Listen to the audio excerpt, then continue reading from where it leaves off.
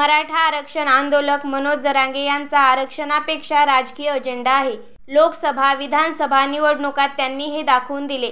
आता स्थानिक स्वराज्य संस्थांच्या निवडणुकांसाठी ते मुंबईला जाणार आहेत, असा आरोप ओबीसी नेते लक्ष्मण हाके यांनी केला। यातून दंगल घडू शकते अशी भीतीही त्यांनी व्यक्त केली। माध्यमांशी संवाद साधताना हाके म्हणाले, एकेका ओबीसी नेत्याला लक्ष्य करून संपवले जात आहे।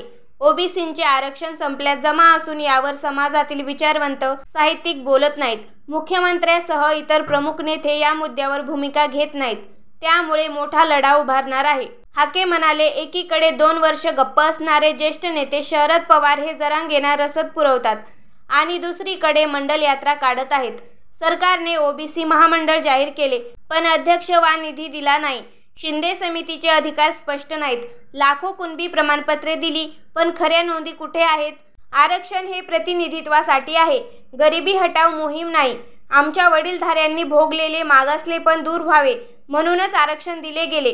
धनगर समाजाला एसटी आरक्षणाचा मुद्दा पुढे करून ओबीसी आरक्षण संपवण्याचा डाव सुरू आहे। बीड जिल्ह्यातील महादेव मुंडे खून प्रकरणी आरोपींना शिक्षा व्हावी, पण याचे राजकारण करू नये, असेही लक्ष्मण हाके म्हणाले।